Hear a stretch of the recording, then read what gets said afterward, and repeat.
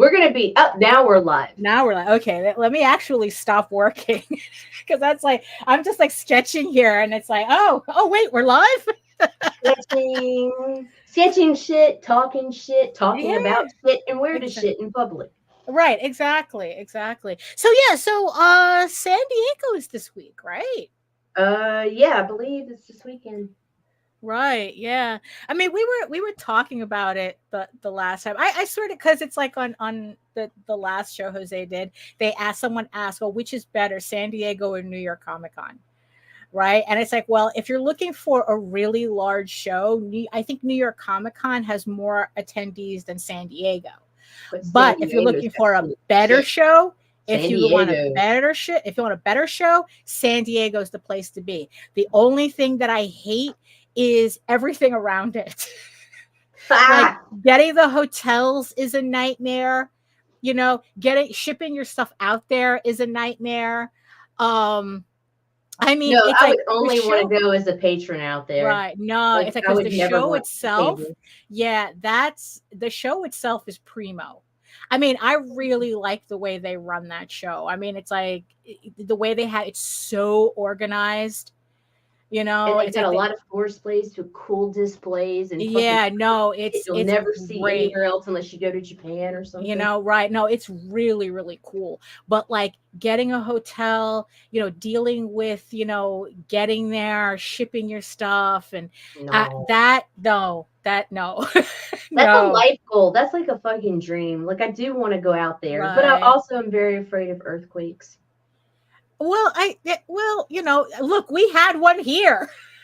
Look, don't tell me that you because know like Daphne, I still have time to cancel. No, it's like look, it was what it was. It was one. The last one was 40 years ago. Before that, so hopefully you have another 40 years Oh to jeez. keep coming to New York. Oh my Without god. a- Good morning, everyone. It is July 22nd, 2024. Oh It is a God, motherfucking it Monday. really is. What do they Ugh. call it? The icky Sundays, the Sunday icks, or something like that. The icky Sundays, where it's like that's just what you feel like when you're dreading Monday. Yeah. And it's like, I don't know. I'm dreading It's it and we're here. right, And I don't exactly. even know why. Like, what the fuck, man? Yeah, no, I'm really. freelance. I work on the weekend too. Why does it Yeah. matter? It does, Uh-huh. though. Yeah, I'm it just does. saying It it really does. does. Yeah. You ready to Uh, entertain these motherfuckers? Absolutely not. But hit it.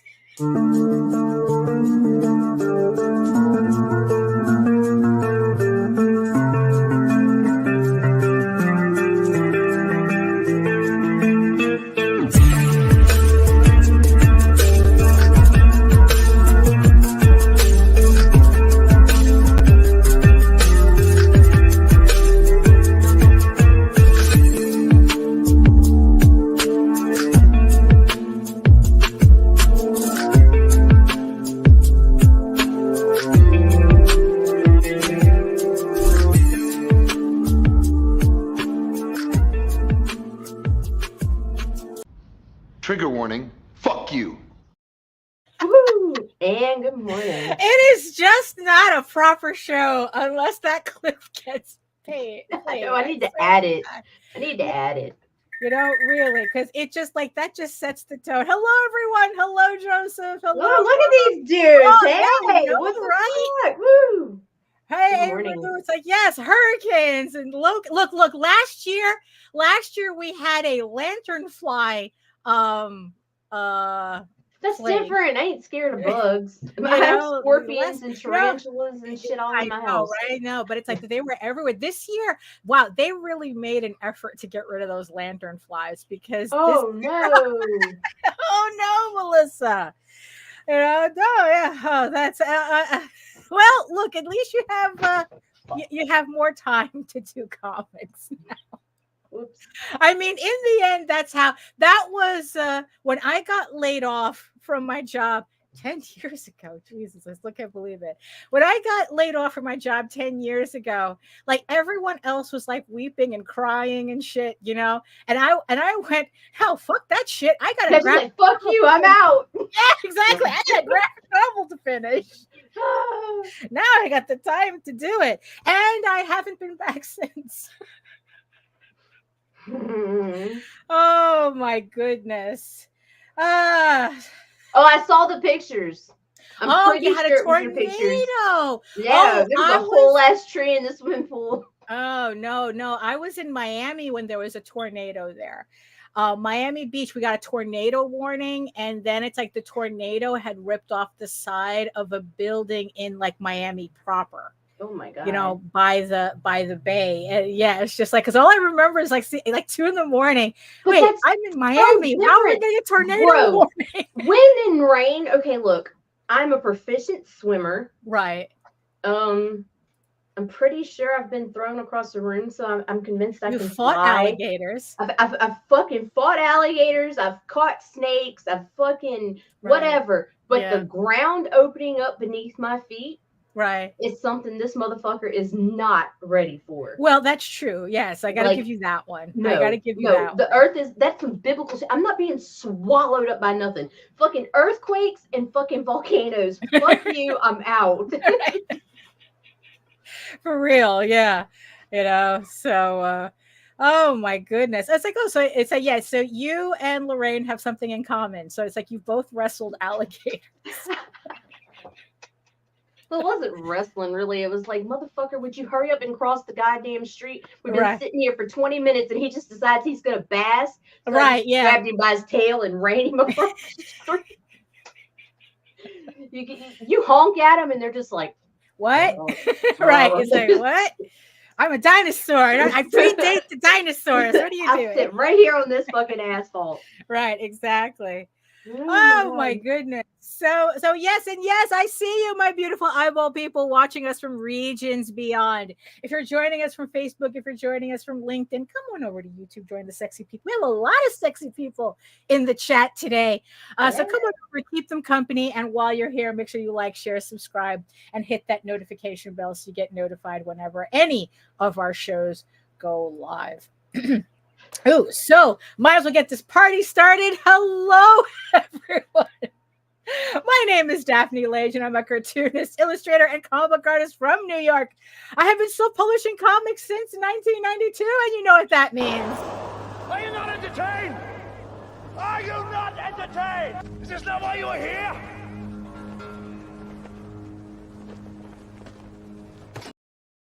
And I am known for the furry fantasy adventure Tall Tales, which returns to Kickstarter later on this year with the story arc, with the first trade of the story arc, Tears of the Mother, which collects issues 1 through 4 of this 8-issue limited series. And I am known for my medieval fantasy drama, Eager Raven, Heir of the First Unicorn. Again, thank you everybody who supported the campaign for Volume 2. I'm actually getting the books in on Thursday, and hopefully by the end of the month, I can start shipping. So thank you again, everybody, for showing up. I am currently. What am I currently? Oh no, my screen just clicked out. And currently, also, yes, House of Bob, Fetish Fantasy, and Mondo Bondo is going to be on Kickstarter August 19th. These are 2 sketchbooks that collect some of my furry fetish work, and especially Mondo, which is a remaster of my first fetish collection that came out back in like 97 or something. I don't even remember. You know, yeah, it's from the 90s. You know, this thing has been sold out of print for like a billion years, and now I'm bringing it back. And so August 19th, link is in the show notes. Oh, that's what I forgot to do. I forgot to put it in the chat. I'm gonna put it in the chat too. I'll grab the URLs. Yeah, so August 19th, Mondo Bondo and House of Bob Fetish Fantasy on Kickstarter. If you're looking to get actual commissions from me, this is the campaign to do it. I am offering a lot of tiers with original artwork on it, and so it's like you can order you can order your sketchbooks and original artwork from me all at the same place. Yeah, and also in the meantime, you can read both my comics online at egoworks.com, EGOWORKS, and Tall Tales, TAILS online.com. And you can check out my videos on how I make my comics here on YouTube at Daphne Lage, Lage Art, which also simulcasts through the Indie Comics Network. And to tell you more about it, here's Nita. Indie Comics Network. I own the fucking Google account that runs it. It's just some friends of mine, and we try to bring you comic-centered stuff. You can find it at indiecomicsnetwork.com. And yeah, so like, yeah, it's comics and stuff. At indiecomicsnetwork.com. It's .com. Cut. .com. .com. Oh my goodness. So I do miss going to San Diego. I do miss going to San Diego Comic-Con. And it's always, I really, enjoy watching the streams and the videos of everybody who goes there. It's funny because you would think that New York Comic-Con, because it's literally right here, it's like a train ride away to the Javits, that I would be there all the time, but I'm not because I hate it. I hate it. It's awful. Worse. Yeah, it's like, I don't like it. And it's like, it's expensive, and and it's like, yeah, I'd rather be at San Diego if given a choice, because I especially like the way they run their small press. Because last we were there, I'm sure the prices must have gone up for small press. It must be probably a little bit less expensive than New York Comic-Con, but I really did like, I don't know, they just seem to take better care of everybody at the show. Like the show itself, like it's great. It's, if you want to be an exhibitor, it's a lot easier to get. It's very easy to get a table there. At least it was when I was like, I think we almost went to like 6-7 San Diegos in a row. Oh shit. And it's like, yeah, it's just like, the show is the easy part, believe it or not. And like I said, it's just the hotel lottery, because you could only get a hotel by lottery for San Diego, and it's awful. It's awful. It's probably even worse now. Like they can't, like, I know that they keep threatening to move to Las Vegas whenever they want the city of Orlando to make concessions for them. Yeah, they're always using that as a threat. I don't see San Diego moving to Las Vegas at all, but they like to say that whenever, like, because it's like they keep complaining that there's not enough hotels in the area, right. And it's like, it's just like, the show is great. It's the city of the city is not big enough. It's not. It really isn't. It really isn't. But yeah, but New York Comic-Con, not impressed. But I think that's just Reed Pop in general. I think that just Reed Pop is just like a really awful organization. So every show that they buy up, no matter how good it was before, the second Reed Pop gets their hands on it, you might as well just write it off. I think the only one that it hasn't gone to shit yet is Emerald City, because I know that Reed Pop bought Emerald City like a couple of years ago, and everyone was afraid that convention is going to change, because Emerald City, I think, it's very indie friendly, and it's still like very comic book centered. Like there isn't many of those left. Like, we all love those conventions that call themselves comic book conventions, and then you go there and it's all celebrities. Yep. And it's very rare nowadays, to see a convention that's really focused on comics. And and I think Emerald City is because I know there's Heroes Con, Dragon Con, not so much, but everyone says that that's a really good show anyway. Even if you're doing comics, like Heroes Con. Heroes Con is mostly known for its cosplay parties, but It's not like anime cosplay parties. Like this is like one giant costume party. You know, like this is like if you just want to see, you know, like the best cosplay in the world that's outside of Japan, maybe Right. it would be Dragon Con, right? So I hear Dragon Con is good. Heroes Con, definitely a small convention. Oh yeah, ain't nobody moving to Las Vegas with that 120-degree heat. That's what I keep Oh, hearing. C2E2 is getting worse by the year. I mean, it's like C2. Oh, it's nearly impossible to get into NYC. To New York Comic Con. San Diego was way more indie friendly. Yes, it is. And what I really like too is the way that they curate. Um, they curate their tables, you know, because I know I've mentioned this before. San Diego, like when we had to go, we had to send in a packet of the new books we were going to have for that year for us to get a table, because Oh, damn. they want to make sure they're not giving tables to that person who only prints one book and they're writing that one book for 10 years, which Huh. means that they're holding on to that table for 10 years. Right? No, they want people to come to your table and have something new to pick up every year. So I really like that. It's not like with anime conventions where it's just a straight up lottery, where it's like you could be at an anime show on one year and then the next year not get in.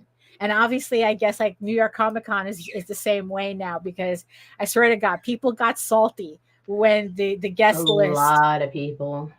got publicized and everyone was finding out whether they got in or not, you know. And it's just like, I mean, that's kind of like, especially with smaller shows, it's not so much, because smaller shows, it's usually you just pay, you get a table and you go, right? But again, it's like finding one that's comic book centered is tough, because not a lot of people do that anymore. Now it's like it's all about the B, C, D, E, Z list celebrities that are there, and then everything else is just, or they're mixing it where it's like not just comics, it's fucking movies, and and it's not just the celebrity, like seriously, like the con that Scott Ennis is bringing, it's a pinch of comics, but they're calling it a Comic-Con. It's like, bro, come on, man. Well, they have an actor that plays Superman. Superman's a comic book character, so that counts. Like that's kind of the logic that they're using.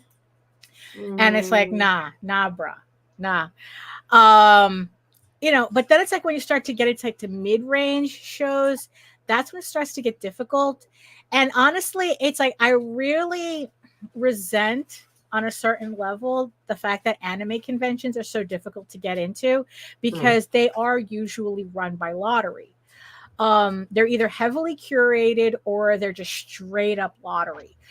And it makes it difficult to it makes it difficult to plan. Right. You know, because it's like, oh, I want to set up my schedule for the year, but like half the shows I'm not even sure I'm even going to be at. And, you know, the fact that like I don't have a job to answer to, you know, that makes it a little easier, but not by much. Right. You know, because it's like I still have to prepare, you know, and it's like, why am I going to waste resources preparing for a show that in the end I'm not going to be at? I don't even, because some of these, and here's another thing too that I never understood, right? How absolutely like a lot of these shows are such clusterfucks when it comes to how they're organized and how they're run, that it's like some shows, they don't even tell you if you've been accepted until a month before. And it's like, how am I supposed to work with that?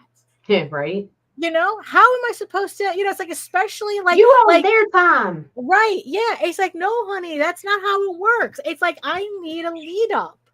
You know, you can't just give me a month and say, oh, you got your table. And it's like, well, I can't do anything with it. I got to plan 6 months out to go visit a friend, bro.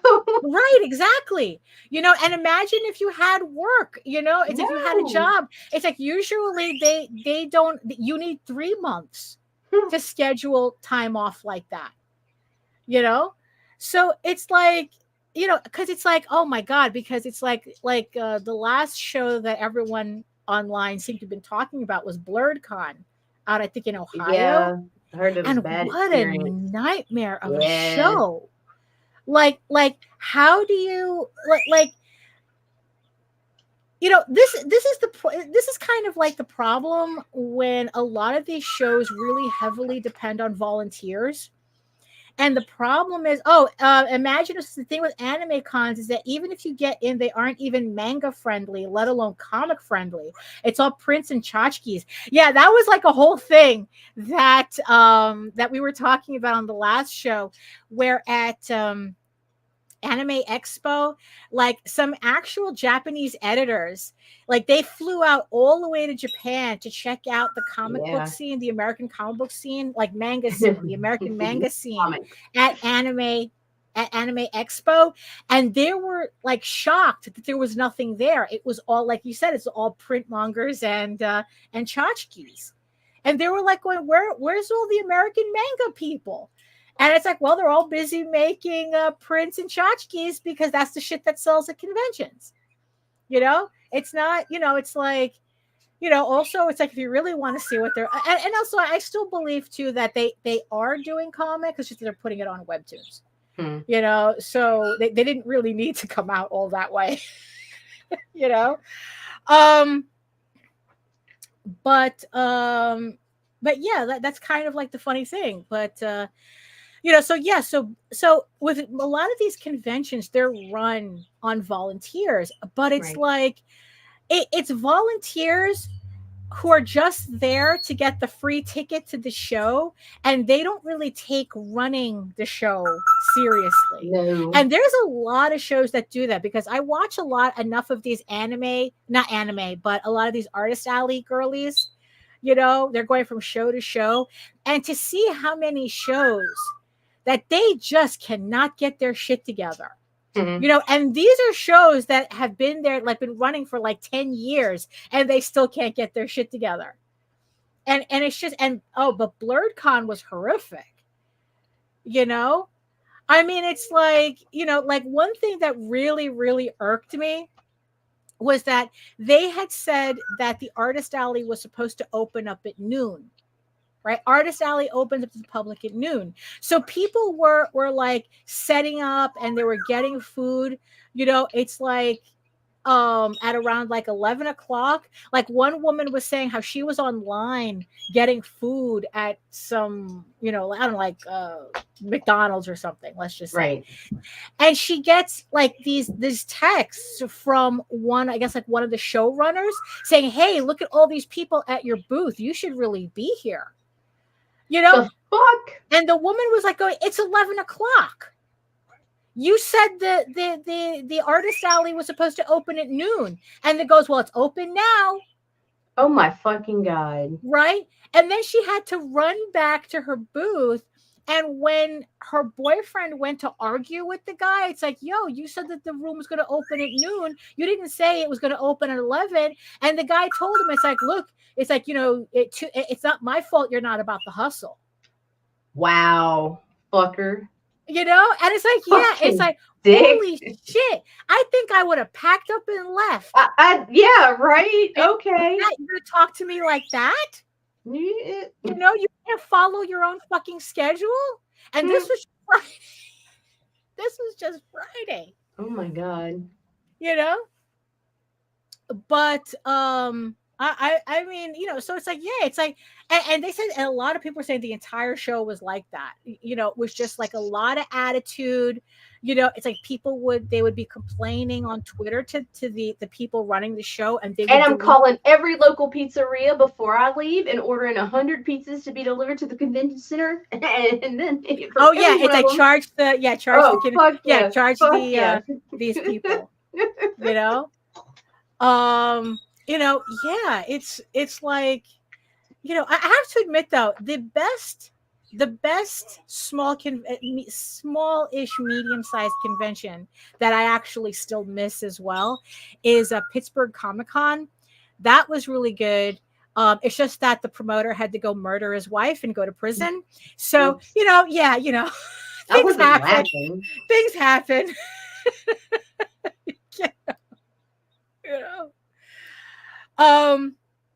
but yeah, it's like, so that's why, like, especially being older, I really like, as much as, like, on one hand, I kind of miss like comic book conventions. I don't Right. like going to media conventions. Let's just call them for that. They're pop media conventions.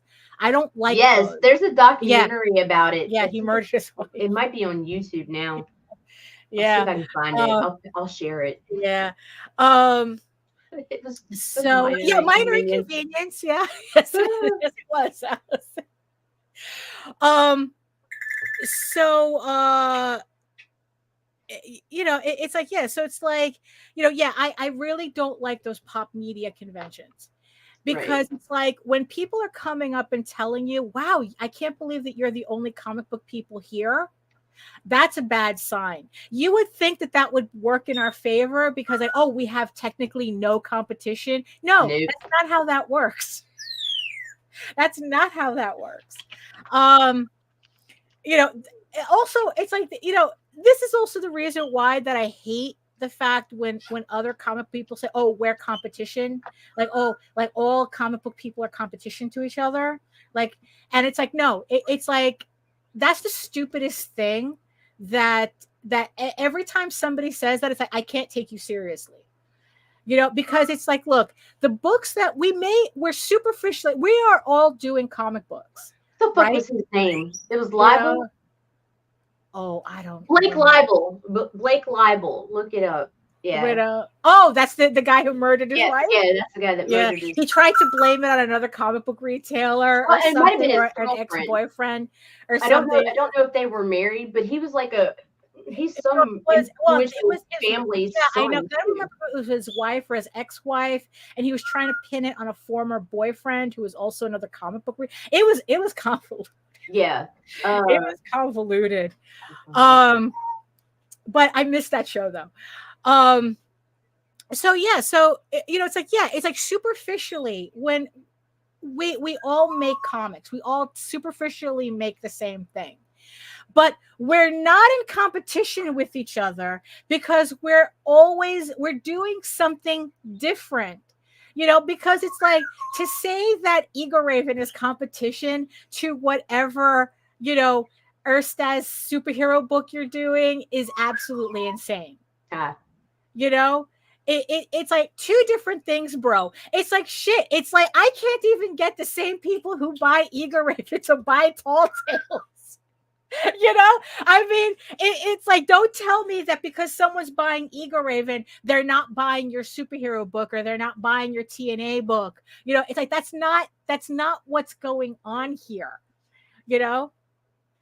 And especially, oh my God, there was one convention we were at where this guy, oh my God, it was like, talk about, die mad about it, Only 6. that 150. 6, Jesus, yeah, I know, right? That we were at a show where, like, a couple of tables away from us was Frank Miller and Bernie Wrightson. So just to show you, Oh God, I would wet my pants. And right, that's where Jose got a signed Bernie Wrightson print, a Frankenstein. Bernie Wrightson. It's the one that's hanging in the Frankenstein. living room. Oh my God! And you didn't get a werewolf? Well, that was Jose. Jose was the one who bought the print. I was at the table, sulking at something. So, the fact that you didn't get a sexy werewolf print. Right. I don't think, it's funny. I don't think he's really known for that. It's not like it was like Mike Plug. Are you because so he saw Bernie Wrightson there, and he said that Bernie Wrightson was not looking well. So he's like, holy shit, if I don't get something from him this now, I might never get anything from him.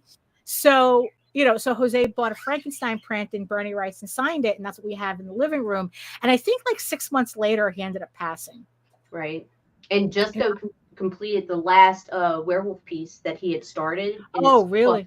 Phenomenal. Yeah. Right. Yeah. No, there's a lot of artists who, it's like that they were taking unfinished Bernie Wrightson. I think Tim Vigil did one as well, that he took an unfinished Bernie Wrightson piece and inked it in.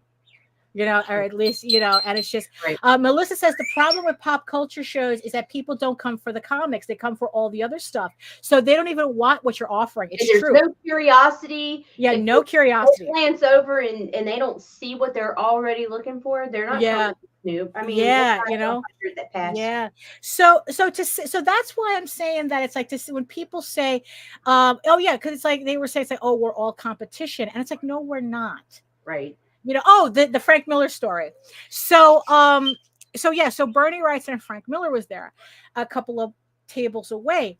And this one guy, for the life of me, I couldn't even tell you who the fuck this guy was. That just to show you how much of a nobody he was.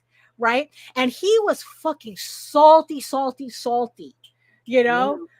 and it's like, and he was like screaming about the reason why he's not successful in comics because Marvel keeps hiring Frank Miller and Bernie Wrightson, Oh my two fucking old guys who should have retired a long time ago. And I go, no, bitch. They could not be here, and you would still be a nobody not working at Marvel. Don't worry about it, bro.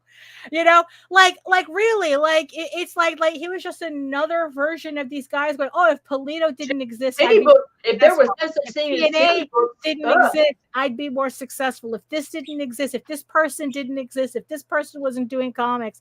And it's like, wow, it must be really hard doing shit that's dependent on everybody else not being there. It must be so hard. Careful, ladies, we can't hurt feelings. We can't hurt feelings. I mean,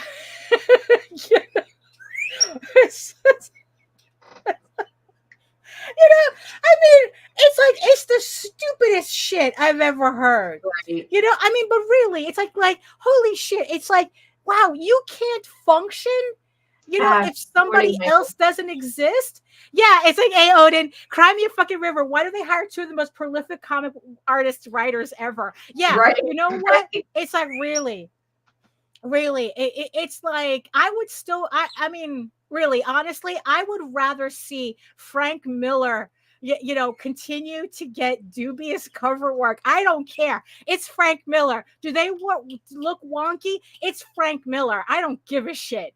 I mean, the man, he could do covers for the rest of his life. I don't care. Right? That I would rather see that than that asshole screaming like an entitled little baby in the middle of a convention, embarrassing himself. I would rather see Frank Miller continue to do covers than see that guy draw one line for Marvel. I mean, really, I don't care if, I don't care how talented he thinks he is. It's like, you know what? Just for acting a fool like that, I hope you never get your chance. I hope you never get your chance. Never. Really. I hope someone always cuts you off in line.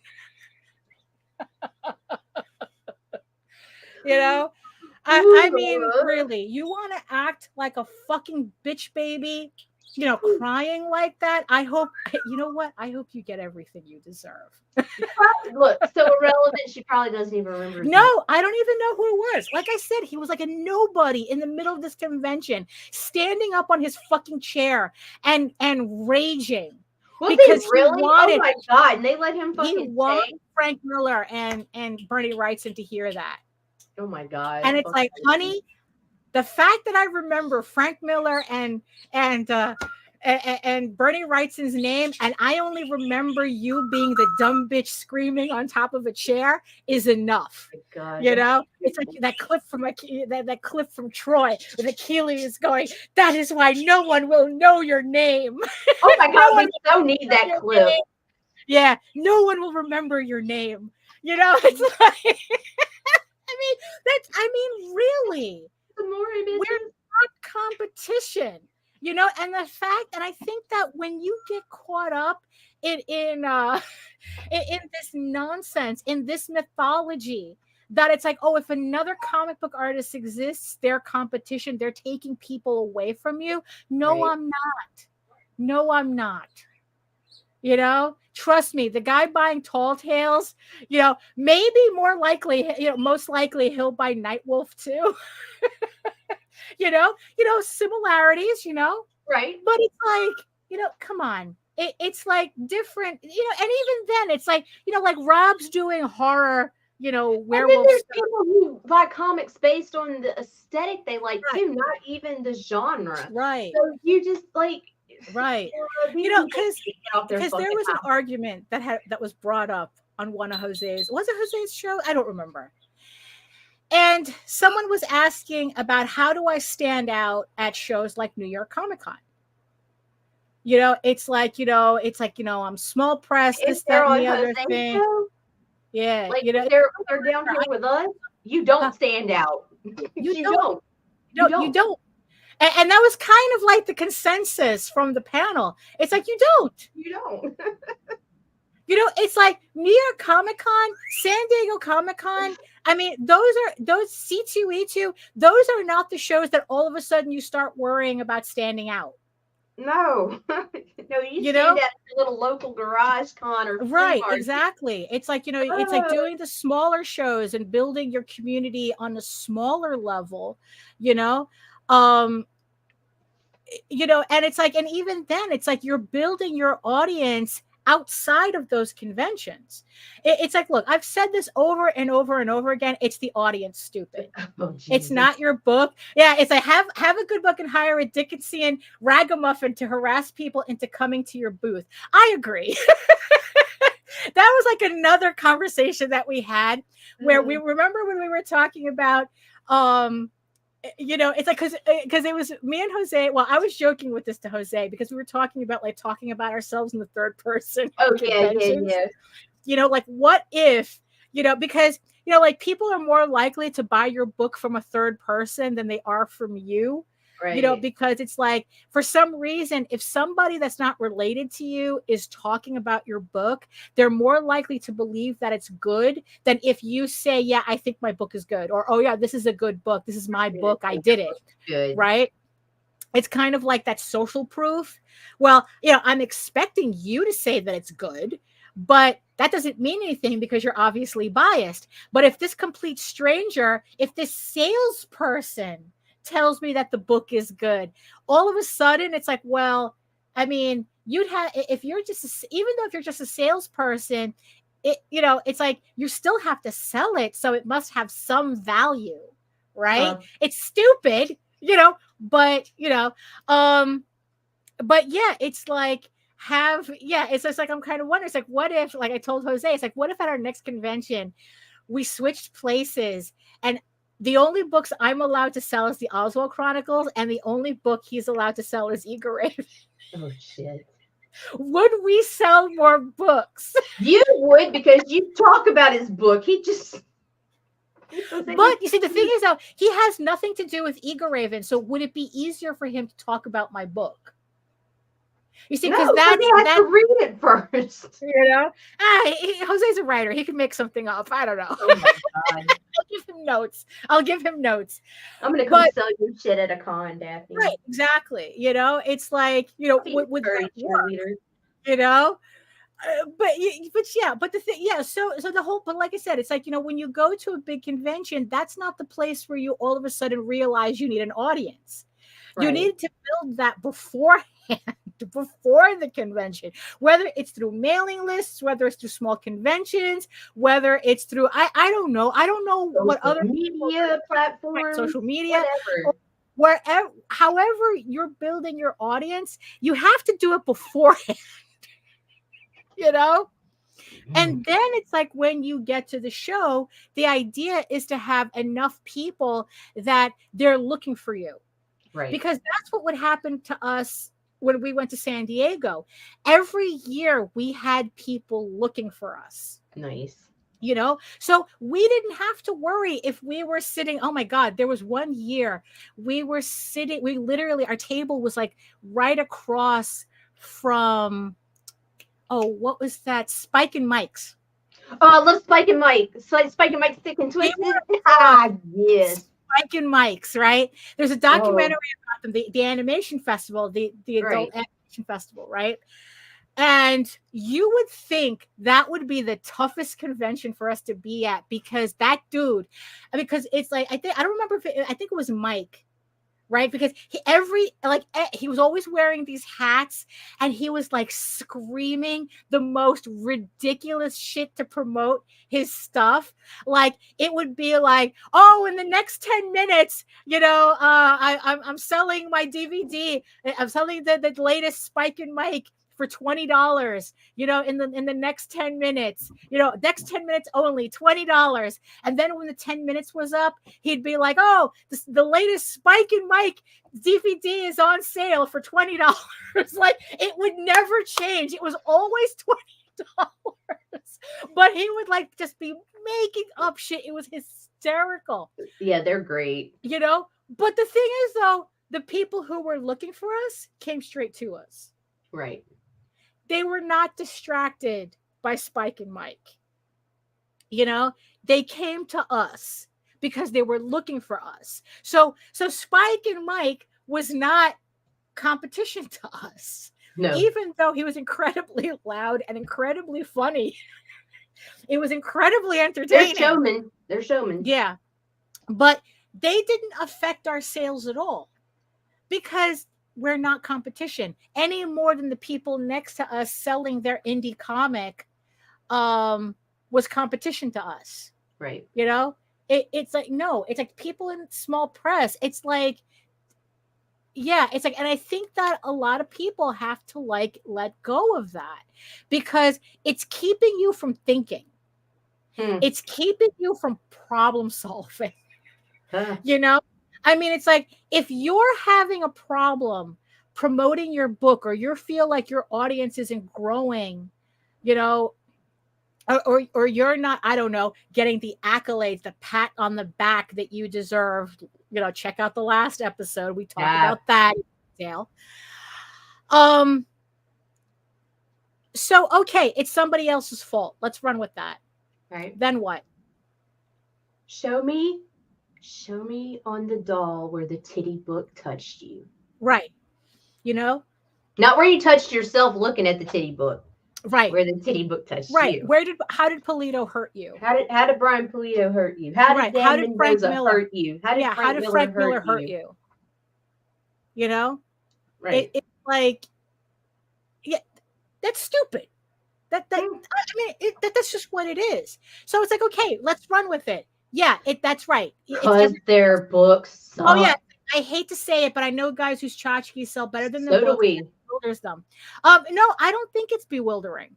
Honestly, I think because your shot glass is cooler than your story. Your shot glasses are cooler than your book. Your tchotchkes are cooler than your book. And honestly, if you're selling more tchotchkes than you are selling books, you're yeah, we don't murder them. No, we don't. Right? If your tchotchkes are outselling your books, you're not a comic book creator. You're a comic book creator who your tchotchke. Yeah, you're a kaijit who has wares. You happen to sell comics. And skooma.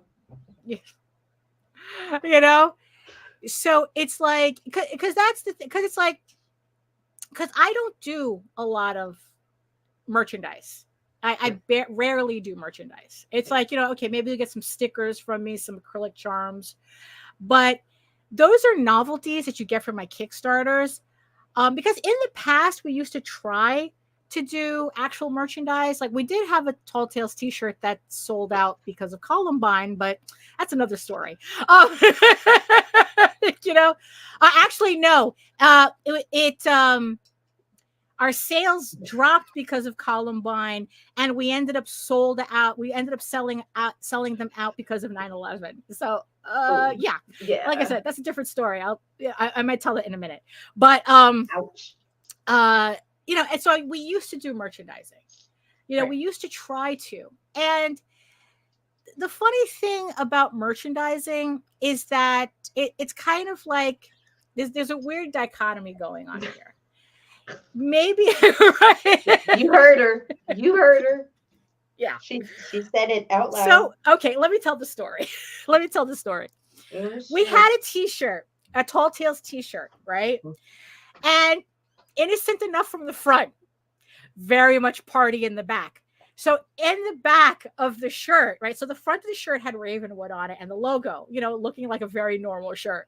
Right. But on the back of it, in these blood red letters, was "Death to all those who oppose the cause," which is Ravenwood saying, that's his battle cry, right? So it made the mullet of t-shirts. Yes, it is. Yeah. Yes, it was. And so we did the shirt. We had it still screened very nice, and and it was just like a regular shirt, and it was doing okay until Columbine happened. And holy shit, we could not have that shirt on the table. We had to stop selling that shirt. But Jose, being Jose, kept wearing it regardless. It's just that when we had it on the table, it would make people really, really uncomfortable. So we had to stop selling it. I think we sold it on, I don't even remember if we even had a website at the time. I don't remember. But everything changed when 9/11 happened. Now, all of a sudden, Jose would be wearing this shirt and people would be going, where'd you get that shirt? I need that shirt. Yeah. And then Jose goes, oh, funny you should say that. We actually have some underneath the table. And all of a sudden, death to all those who oppose the cause became a rallying cry. We sold out those shirts. Unfortunately, we were never able to reprint those shirts because my silk screener stole the artwork. Fuck no. What a fucking cocksucker. Yeah, stole the artwork. Wow. So we could never do it again. Well, I would have to redraw it to be able to do it again. What a fucking prick. But he stole my artwork. So that's why we never printed more of those t-shirts. I don't know. You think we should bring them back though? Because, if we're going to talk about merchandising, do you think, I don't know. Do you think in these hellscape days, I think we live in some interesting times. It might sell. It might sell. Definitely interesting times. That's for sure. I'm so tired of living in interesting times. It's been interesting times since I was born. I'm tired of reliving history in a 5-year span. It's too much. It's too much. So yeah, where's so that's my memes at? So that's the story of the t-shirts. So merchandising, right? So that kind of worked for us. So, but we never really had any more luck. And look, and then it's like we have the basement full of monkeys, right? Yeah, it's like we did do a vinyl toy that we still have a basement full of. So it's like after that, we realized that it's like, okay, we're not going to do merchandising like this anymore. But our books always outsold the merchandising. Right. Our books always outsold the merch. People, as cool as people like our vinyl dolls, they would rather have the book. Right. So plus win-win, I guess. I mean, I would like it if they would buy the doll too, but they would rather have the book. So at least we can say they do buy the doll too. Well, they do, but not as much. Like if they had a choice, they would rather. I bought 4 of those fuckers. They would rather buy the book, right? Even if they're priced the exact same way. If it's like $20 to get a doll, $20 to get a book. Oh, we'd rather get the book. So, right. and I actually, now that I'm saying it out loud, it's like I actually like that. It's oh, cool. You'd rather read my story. You'd rather see my artwork than have a tchotchke. Right. Which I think that's very telling for us, right? Although honestly, I think that if we made like Tall Tales shot glasses, I'm sure they would sell really well because people collect those. People collect those, I mean, and also the only reason we wouldn't do that is only because they're difficult to ship. Right. And it's like why deal with the hassle? And like I said, it's like I hate having stock that doesn't move. Right. So it's not, yeah. So so merchandise is kind of like, yeah, they're cool. Would I love to have, yeah, would it be cool to have, tall tales shot glasses? Would it be really cool? I Yeah. wish people would understand this, Yeah. because Books you are got for these readers, people, merch is for right? The books are for readers, the merch is for fans. Okay, you're coming out with your issue 1 with a plush, with a fucking shot glass, with right. fucking magnets and t-shirts and fucking all kinds of fucking wares, and then wondering why your ass is fucking not making back your Right. fucking You return on haven't even investment. built an audience Bitch, yet, you and you're got trying to have people who know what this shit is Yeah. even to want it, for the Right. most part. I mean, unless you've got like say Oswald. Oswald is a character that could come out of the fucking gate and Right. people are going to be, or even take Rob, because werewolves. Right. Yeah, But like exactly. there's people with these very specific fucking comics and shit that are creating this bogus ass merch that's just going Right. to sit in your goddamn fucking house Right. forever, because Right. no one even knows who you are yet or what your IP Right. is. Exactly. Like you would have to like run on like the Hello Kitty theory of merchandise. Right. That's what I'm saying. That it's Werewolf like or it Oswald, would have to be generic enough to appeal. It's a specific character, but design wise, it has generic appeal. right. So that kind of gives you an advantage, right? And even Jose said that it's like, yeah, he could come out the gate with you haven't seen the Polaroids I've seen. Odin.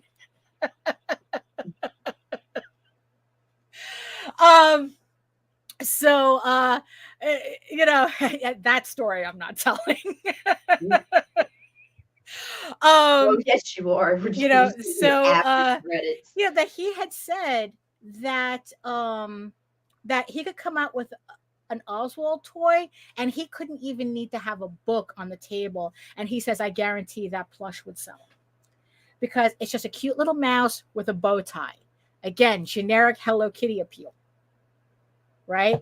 Like if like, yeah, that would like honestly, it's like if I were to do a plush toy, it would either have to be Amadeo or Morgan, the unicorn, or the fox.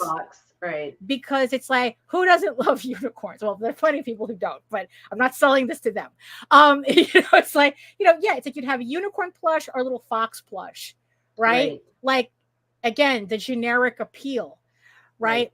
But yeah, it's like, but most of the time though, if you have a very specific character, most people are really not going to resonate with that unless they know the character already. Right. Unless you have the audience for it. And honestly, if you're it's like if the most people you're getting, the most backers you're getting on Kickstarter is like 100 people. Well, yeah, of course it would, because werewolf. Oh yeah, you see, but he's saying the reasonably priced action figures. And the thing is though, you can't be you're not priced. Mattel, you're not Hasbro. It's like, so it's like we're going to end it when we make merchandise, it's going to be the same thing with our comics. We cannot compete with these corporations that can make $10 Funko Pops. Right. I mean, we customize a Funko Pop and that's 30, 40, 50 bucks right there. Right. No one's going to buy that. They'd rather buy the actual Funko Pop that costs $10 of whatever character that they know already than buy your custom Funko Pop or your custom, like even our vinyl figure, where it's like, well, for 20 bucks, I could probably buy 3 Funko Pops. Yeah, 3D printing. Yeah, it's not quite there yet for people. Close. Start. Close. Yeah. Yeah. Even for figurines, it's really expensive, because it's like, I mean, I would love to have someone sculpt an Eagle Raven figure for me, like a little statue, not like an action figure, but like a tabletop statue. Like those DC Bishojo. Oh, I don't know. The anime DC figures. right? And the Marvel, I think Marvel does them too, where it's like it's like if you saw them, you'd recognize them. They're the animated ones, that statues that they do. I would love to have one of Eagle Raven, but I mean, just finding like a good person just to sculpt it is like starts at $500. I know a guy. And we could talk, but I don't have the budget for that. And then you're talking about the printing, which is a whole other set of logistical issues. Especially the more detail you have in it, the more complicated, because they're nice. Like I remember the statue that you did for Elysian Fields. That was really nice. That was really nice looking, and I'm sure it must have cost you a mint to get it done, because he had a base. It was like a whole, it was a whole thing going on. And even, and it's like even the prototypes that Rob showed us, it's like, wow, it's like, it's like you're talking about, oh, really? It's like they're cheaper people than that. Oh, okay. That was expensive. Yeah, no, really. It looked it, it's like, but you can see why. But it's like, that's why, but that's why in the end, it's like, I'm really skittish about, about doing merchandising, because it's like, it's like, look, I understand they're cool, but at the same time, does it distract from your book? Right. Does the merchandise distract from the book? Do you have enough of audience that even justify the expense of making, of spending that much? I could imagine. He says the best investment he ever made. Does it it's like, do you have the audience to even justify the expense?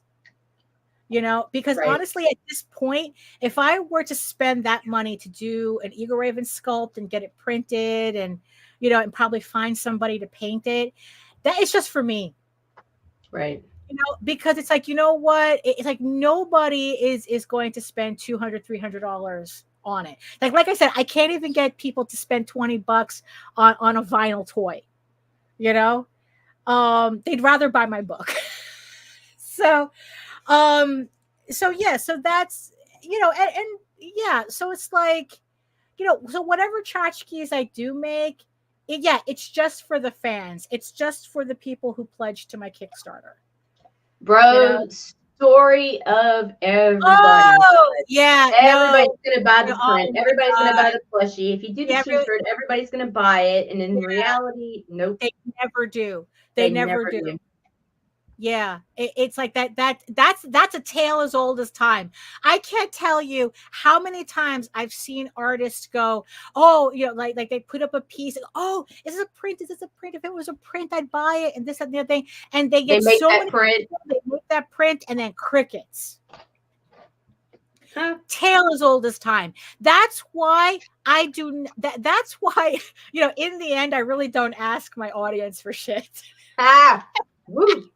It's like, what? If it's like, it's like, you're just gonna have to suss out the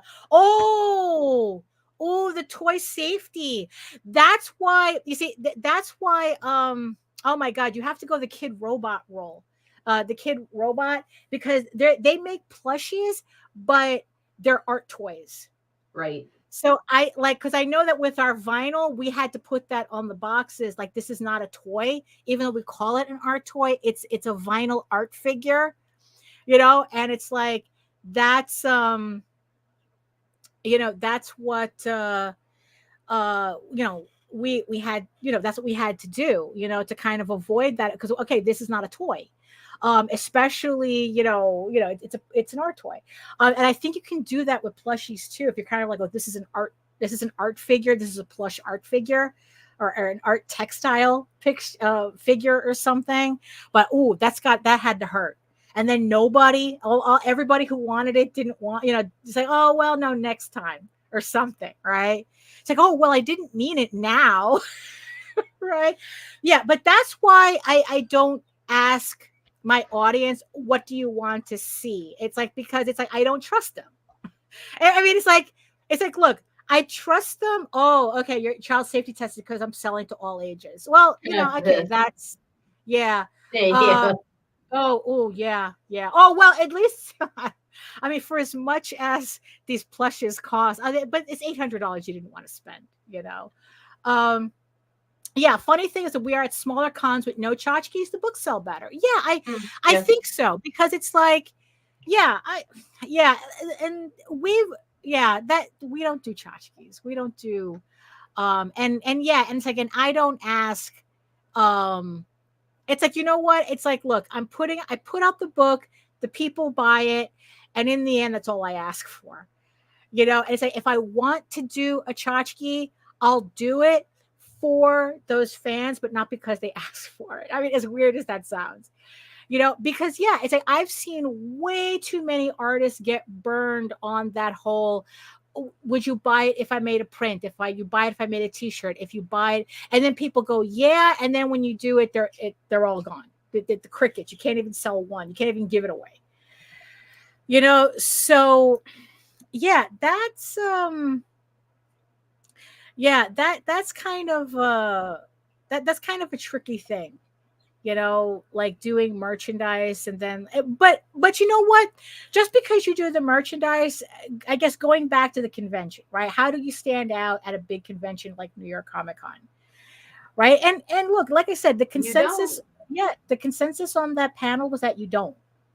It's like New York Comic Con is the end of that ride, not the beginning. Right. It's like you should have been building up your audience to be excited to be looking for you there before you got to that show, not because you're at that show.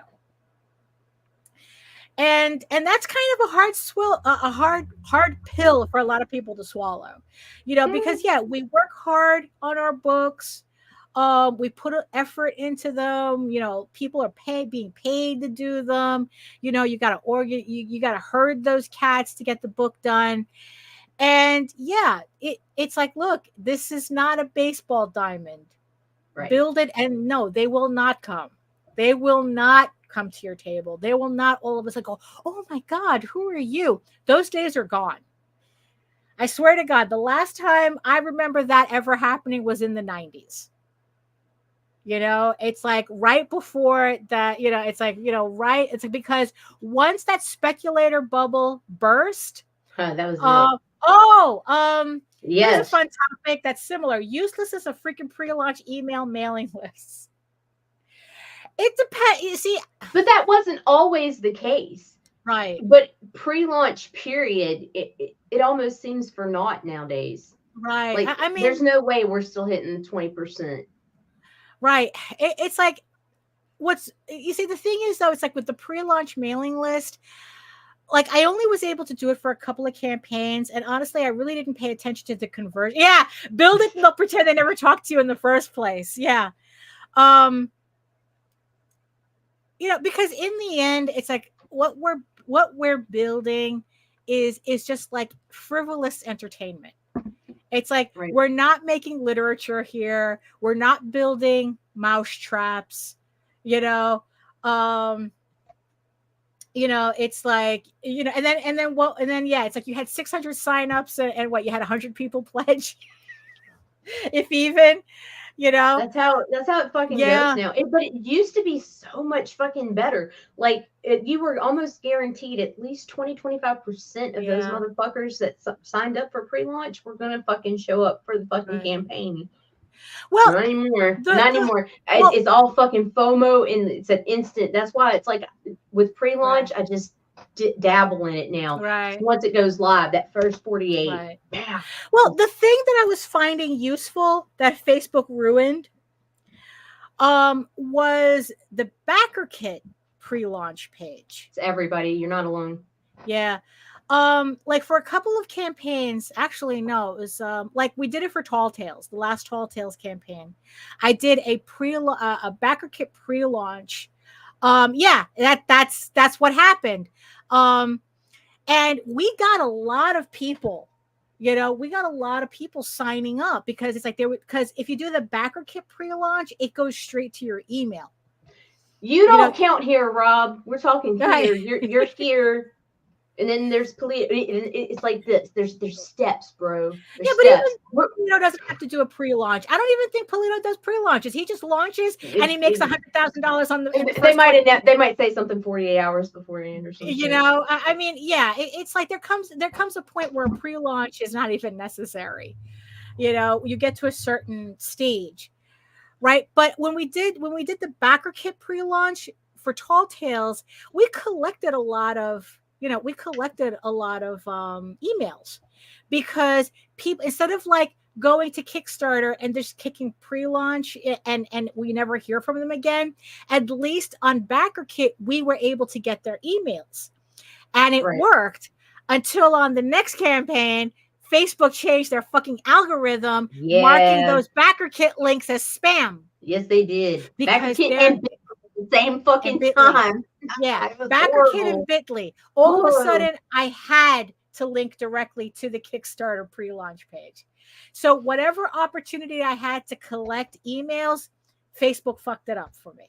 Now it's like, oh, this is spam because it reroutes.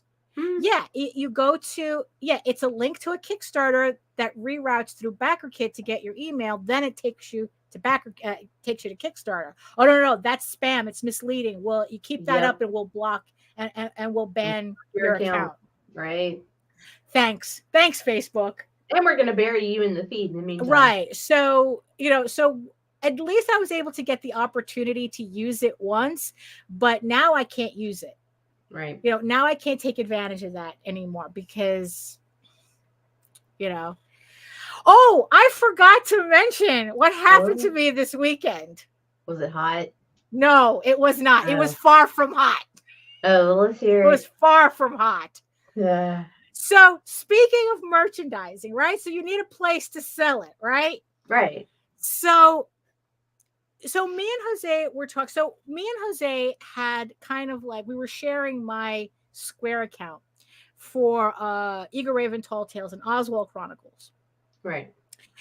And it got to a point where Jose wanted a separate store for Oswald, because he goes like, look, there's no overlap between the three books anyway. And I think that if Oswald was on its own store, maybe we could finally, sell some books. I have a better opportunity to sell books online. And I go, you know what? That's a good idea, So I was working with another friend of ours who I was like doing minor updates on his website, and something had glitched out and his entire store disappeared on his website. So it had to be built from scratch. So a glitch not of my making. So I told him that I would research some stores, some online, stores, to see which, because he wanted one that would integrate with his website. He didn't want a separate store. Like he didn't want a Shopify or something. He wanted something that he could integrate with his website. So I was looking into it and I narrowed it down to two plugins. One was WooCommerce and another one was called WordPress iSell. Although the WordPress iSell only dealt with digital files. Like, so if I decided to hold on to that one, but we'll get to that in a minute. So the other one I was really looking into was WooCommerce. Seems like a lot of people, I mean, even Rob said that he was, hey, friend, Rob said that he uses WooCommerce. So I was like, okay, so I'm going to look more into this. So I was playing around with it, didn't install it. So it's like, okay, it seems easy enough. And I was looking at, YouTube channels and whatnot. And like I said, Rob uses it on his Lone Wolf site. So okay, and I go, okay, so Jose said that he wanted a separate wait for it. So Jose told me he wanted a separate store for Oswald, and and the reason why I liked WooCommerce because it said that it could incorporate into the whatever website you had already, so you could sell on directly from your website as opposed to having somebody have to go to a completely separate website, for that platform. So I decided it's like, okay, you know what? I'm finally going to do it this weekend. I'm going to separate the stores. So I cleaned up. So I took Oswald off of my store. So it's just Tall Tales and Eagle Raven there. It's going to be, and then I'm going to put the House of Bob books on there as well once that campaign's over. So you're going to be able to get everything there. So separated everything out, and then it's like, okay, now let's start setting up Oswald. So I go to the website, I install WooCommerce, I fill, it's like I start clicking install, I start, like, okay, so it's like, I fill this out. Then I hit install and the shit deletes the website. Motherfucker. WooCommerce deleted the entire fucking website for the Oswald Chronicles.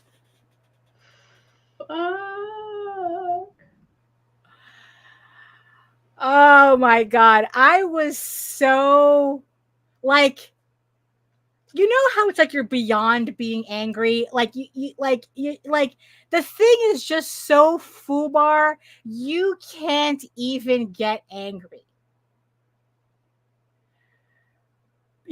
Once I realized what it did, and it's like, I said, there's like, shit, I have to. So I had to build. I spent all of yesterday scrambling. It's a subdomain. Honestly, Rob, I do not know what happened. I thought I was just filling out basic info.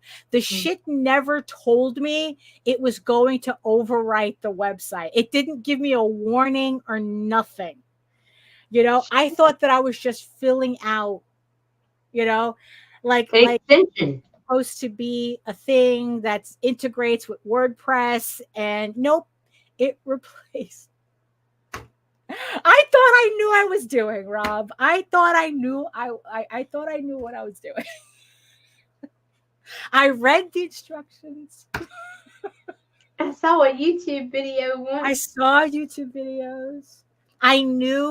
I thought that maybe I would have to talk to you after I had it installed, so that like I would need, like, okay, how do I? No. Hindsight, man. Hindsight be 2020, and I need new glasses. So, but all is not lost. All is not lost. Yes. Did I have to spend all of Sunday building the Oswald Chronicles from scratch again? Yes.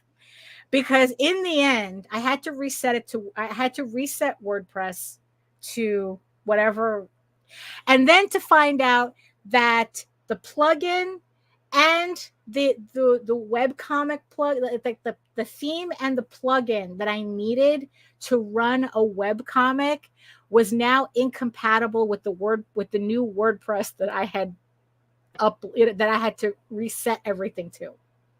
So I had to find another like theme, a WordPress theme and plugin to be able to do web comics again on the Oswald site.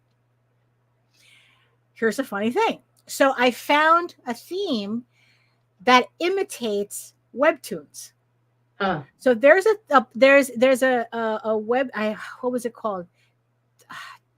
Top Key, but it's spelled weird. Hold on, let me see.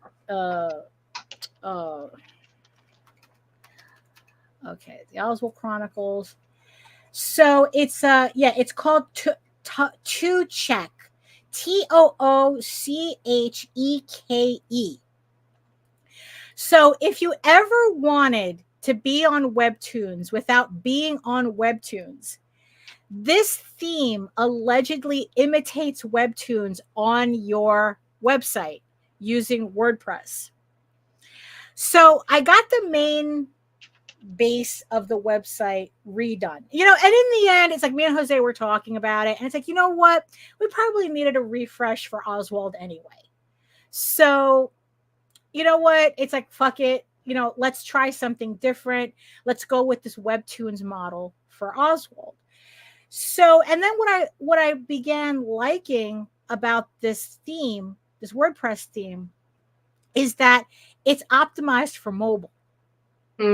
So if someone goes to the Oswald Chronicles on their phone, they can actually see it properly on their phone. It's not like my other websites where it's like, well, it's like all the things are tiny and you have to enlarge it or something. So it's like, you know what? Maybe this isn't that bad. Maybe this isn't the big tragedy I thought it was. I thought it was going to be. Right. So I got the base down. Now I'm going to wait a little bit because the thing that I learned yesterday was that it's been so long since I touched those websites at the code level, I forgot how to do them. So I had to go to other websites to learn to remember the code to be able to code the website correctly when I'm working. Yeah, it's so it was like a whole thing. And it's just like, oh my God, it's like it's been so long, right? So then there was like a plugin to do the webcomic thing. And I go, you know what? It's like, so I'm going to test that out. So like I said, if you want to do webcomics, but you don't want to bother with a platform because you want to control the audience that comes that sees your webcomic. You want to be able to get their emails and get the whole thing. So far, Toocheke, Toocheke.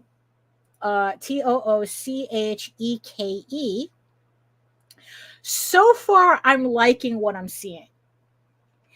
And allegedly, once I have it set up, it's pretty much identical to Webtoons, except it's on your own website now. So that's something. If that's something I'm throwing out there. I'm still testing it. But but if you're looking to revamp your website, because honestly, it got to a point where it's like, you know what? Maybe once I kind of get this thing together and kind of get figuring out how I'm going to do this, how maybe I might convert the Tall Tales website to it, but it's going to be for a bit because my brain is fried from yesterday. So in the end, what we ended up doing with the store, okay, Jose signed up for his own Square account. So it's going to, if the store is going to be a separate platform anyway, we might as well just use a platform that we're familiar with already, and if we ever decide to go back to conventions again, Jose will have his own Square account that he can use as a register on his phone. So,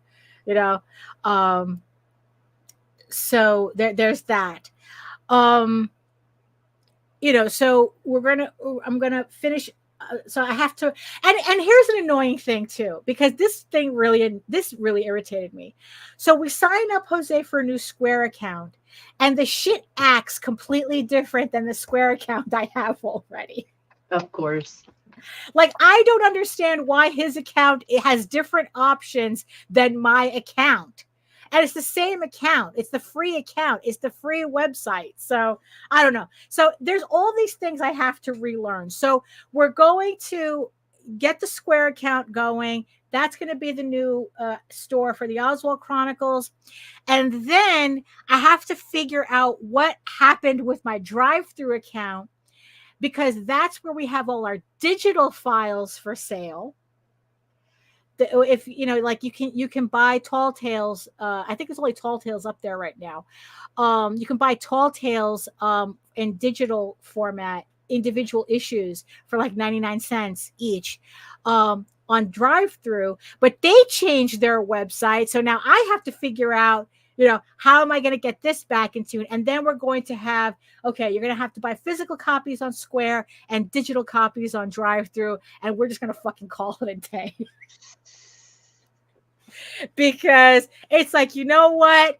I like Square too. Yeah, I like Square too. Also, the thing is, though, with conventions, the one thing that if we start doing conventions again, the one thing I am definitely going to invest in for conventions is a portable hotspot. Oh yeah, absolutely. Yeah, I think like T-Mobile has a portable. I can buy a portable hotspot from T-Mobile for like $40. Because our fucking connections are so terrible. You know, and it's like, and it's like I'm going to, you know, and I'm going to have my own hotspot at everywhere I go if we go back to conventions. Because if it's the one thing I learned from the whole BlurredCon thing is that there are still places that illegally block cell phone service to force you to buy their internet service. Right. Right? MegaCon. Yeah, it's like MegaCon did that shit. Yeah, I think there was a convention in Washington, a convention center in Washington that did that, and they got busted by the FTC for doing that. Was it the FCC? The FCC is the airwaves. They got busted by the FCC. They got fined, and then they put like all convention centers on notice that shit's illegal. You cannot block cell service to force people to buy your hotspot. So for conventions, I'm going to invest in our own personal hotspot so that we don't have to worry about that. You know, so that's also something I'm just throwing out there. That probably something that, especially if you do conventions a lot, you know, that you should consider getting your own hotspot so you never have to worry about it. Because nowadays I think they're not as expensive as they used to be.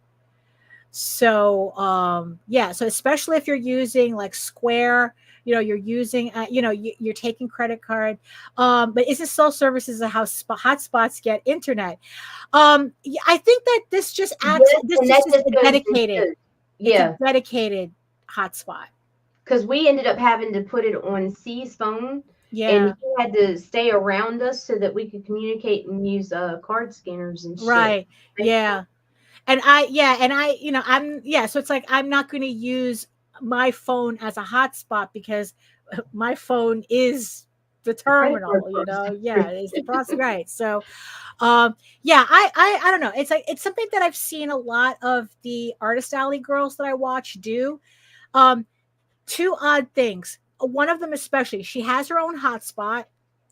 A portable hotspot, and she has her own generator. She has like one of those Jackery portable generators that she takes with her so that she always has electricity without having to pay for it from the convention. You know, I mean, those generators, those portable generators can be a little bit on the expensive side. I know that there's a particular Jackery one that I was looking at that's like $1,200. But if you do a lot of conventions and you use electricity, trust me, that's going to pay itself off from the savings you're not spending on. And the thing is too, is that, you know, if you have the hotspot, if you have the little portable generator, you don't have to worry about where you're placed in a convention. Wherever you are, you have electricity, you know? And I'm sure you can make really, really good. You'll make a really, really good neighbor, you know, if you have those two things. So, you know, so that's just something. It's a tangent right now. Now I've just completely gone on a tangent, but yeah, it's like So the website blew up this weekend. I'm literally exhausted. I got so exhausted. I ended up drawing like this whole double page splash battle scene. I was fucking drawing Helm's Deep to relax. Yeah, you were. You know, I mean, it was, you know, that's how relaxed you are when it's time to ink. Yeah, I know, really. Future me is not happy with this issue. Future me is not looking forward to inking this issue because I went ham. I went all out for issue 15. I'm going. I saw that last night, and I was like, "That's all I thought is, oh my god." Because not only do I have a lot of scenes like that, but also it's probably going to be a 48-page issue. Because I'm just, like I said, I'm just going. If I'm going to go out, I'm going to go out with a bang on this 15th issue, on this final issue of Eagle Raven, you know. And it's like, so already it's at 48 pages. I have it mapped out. Odin says, I would just get a power pack. I mean, granted, my electricity is solely for keeping my phone charged. Yeah, so it depends on what, like some people, they have like lights and Right. especially at some convention centers, they had fans going. They had fans plugged in because they had no circulation at their table. Right. So I mean, yeah, like I said, I mean, in the end, I think like a little generator is good to have in the house anyway, regardless, um but yeah, those are the two things that if we go back to conventions, that I will definitely invest in. But that's neither here nor there right now. So yeah, but I'm just going full ham on this final issue. Future me is definitely going to hate it, but you know what? It's going to be worth it to the peoples. It's going to be worth it to everybody when you see the amount of work I put in this. So, oh my God. So, man, I just ran my mouth this today, didn't I? I tried to make this Monday worth it. I didn't have anything interesting to talk about. I really didn't. I mean, bumming. Well, it's Monday. Yeah. It's Monday. I mean, but do you have anything? Any thoughts or anything? No, not really. No, not really. Like, I'm just bumming. Just bumming, yeah. Well, I mean, it's like, I mean, anything on the schedule? Anything that there's shows and stuff. Like, share, subscribe, click the notification bell, and let the fucking YouTubes tell you what's going on. All right. Okay. I am automating as much as I possibly can before I start school, and that was the first step, was to automate, pretty much fully automate the YouTube channel. So yeah. Oh, that's gonna be exciting. Yeah. You're going to get your little certificate. I'm gonna be certified. Yeah. I'm gonna be certified. Yeah, that's good. That's good though. Because keep the brain busy.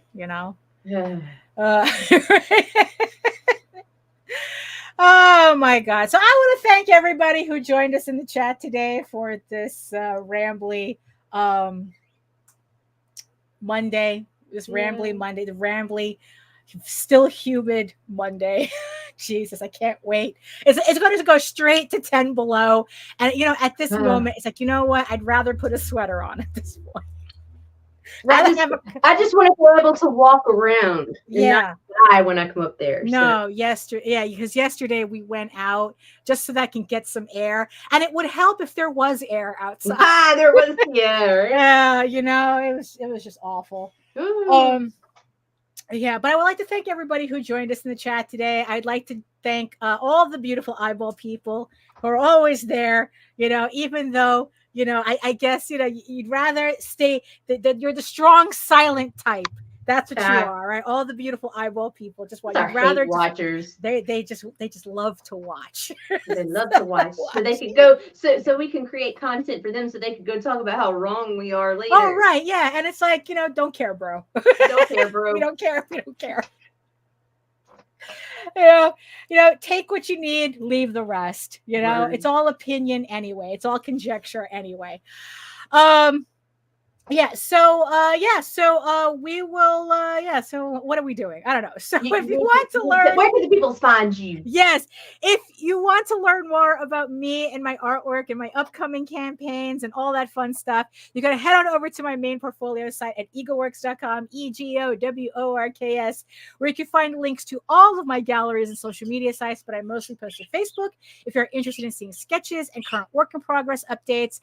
And you can always find me on YouTube for all these videos. If you missed the live stream, if you're catching me on the replay, catching us on the replay, you can find everything at my YouTube channel at Daphne Lage Art, where you can see all my videos, my live streams, my draw streams, all my 600 plus videos, and join me for my semi-weekly art live stream Wednesdays at 4 p.m. Eastern.